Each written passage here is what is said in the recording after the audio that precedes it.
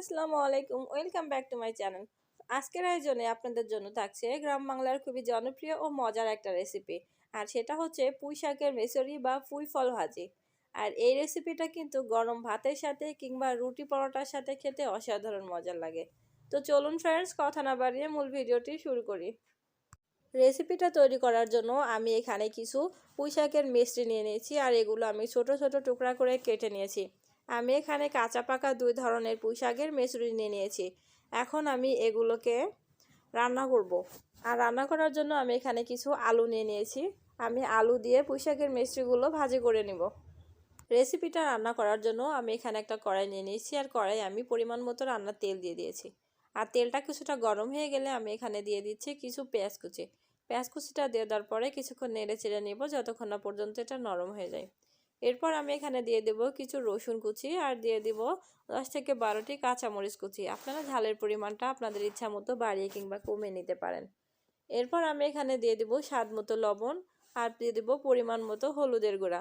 এরপর আমি সবগুলো উপকরণকে একটু নেড়ে চেড়ে কিছুক্ষণ মিশিয়ে নিব। এরপর এখানে দিয়ে দিব 2 টেবিল চামচের মতো ধনিয়া গুঁড়া, আর 2 টেবিল চামচের মতো লাল মরিচের গুঁড়া। সবগুলো মশলা দিয়ে দেওয়ার পরে আমি এগুলোকে কিছুক্ষণ নেড়ে চেড়ে ভেজে নিব। আর কিছুক্ষণ ভেজে নেওয়ার পরে আমি এখানে দিয়ে দিচ্ছি অল্প পরিমাণে পানি, আর পানিটা দিয়ে দেওয়ার পরে আমি মশলাটা কিছুক্ষণ ভুনে নিব। আর মশলাটা ভুনে নেওয়া হয়ে গেছে প্রায়। এখন আমি এর ভিতরে দিয়ে দিচ্ছি আগে থেকে যে কুচি করে রেখেছিলাম আলু, সেগুলো ধুয়ে এখানে দিয়ে দিচ্ছি। আলুগুলো দিয়ে দেওয়ার পরে আমি আলুগুলোকে মশলার সাথে খুব ভালোভাবে নেড়ে চেড়ে 1 থেকে 2 মিনিটের মতো ভালোভাবে ভেজে নেব। এরপর আমি এখানে দিয়ে দিব আগে থেকে ধুয়ে রাখা পুঁই শাকের মিষ্টিগুলো। এরপর আমি আলু এবং মশলার সাথে পুঁই শাকের মিষ্টিগুলো খুব ভালোভাবে নেড়ে চেড়ে মিশিয়ে নিব। যেহেতু পুঁই শাক থেকে নর্মালিতে একটু পানি বেরোয়, তাই আমি পুঁই শাকের মিষ্টি এবং আলুটাকে আরও কিছুক্ষণ নেড়ে চেড়ে ভেজে নিব। আর এভাবে নেড়ে চেড়ে ভেজে নেওয়ার পরবর্তীতে যখন দেখবেন যে নিচে থেকে একটু ধরে আসা ভাব হয়েছে, তখন আমি এখানে দিয়ে দিব পরিমাণ মতো পানি। পুঁই শাকের যে মিষ্টি আছে, মিষ্টির যে ডালগুলো থাকে, এগুলোতে এমনিতে একটু শক্ত থাকে, তবে চেষ্টা করবেন একটু বেশি করে পানি দিয়ে এটাকে সিদ্ধ করে ভেজে নিতে।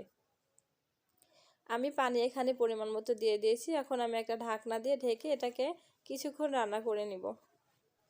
5 মিনিট পরে আমি ঢাকনাটা উঠিয়ে নিচ্ছি, আর মিষ্টিগুলোকে একটু নেড়ে চেড়ে মিশিয়ে নিচ্ছি। দেখুন আমাদের পুঁই শাক থেকে কিন্তু অনেকটা পানি বেরিয়েছে। আর এখন এটাকে আমি আবারও ঢেকে দিব যেন এটা পানিটা শুকিয়ে যায় আর এটা খুব ভালোভাবে সিদ্ধ হয়ে যায়।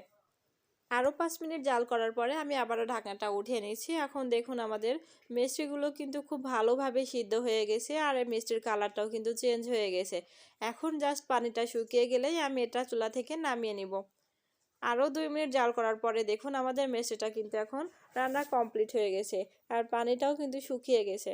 এ পর্যায়ে আমি এটা চুলা থেকে নামিয়ে নিব। তৈরি হয়ে গেল আমাদের মজাদার নিরামিষ পুঁই শাকের মেচরি বা পুঁই ফল ভাজি। আর এই রেসিপিটা কিন্তু গরম ভাতের সাথে খেতে অসাধারণ মজার লাগে। ফ্রেন্ডস, এই রেসিপিটা কিন্তু আপনারা বাসায় খুব সহজেই এবং কম সময়েই রান্না করে নিতে পারবেন। ফ্রেন্ডস, আমার রেসিপিটা যদি আপনাদের ভালো লেগে থাকে তাহলে অবশ্যই লাইক কমেন্ট করবেন, আর আপনার ফ্রেন্ডস অ্যান্ড ফ্যামিলি মেম্বারদের সাথে শেয়ার করে দিবেন। এরকম নতুন নতুন আরও ভিডিও পেতে আমার চ্যানেলটা সাবস্ক্রাইব করে সাথেই থাকবেন। আজ এ পর্যন্ত, সবাই ভালো থাকবেন, সুস্থ থাকবেন, আল্লাহ হাফেজ।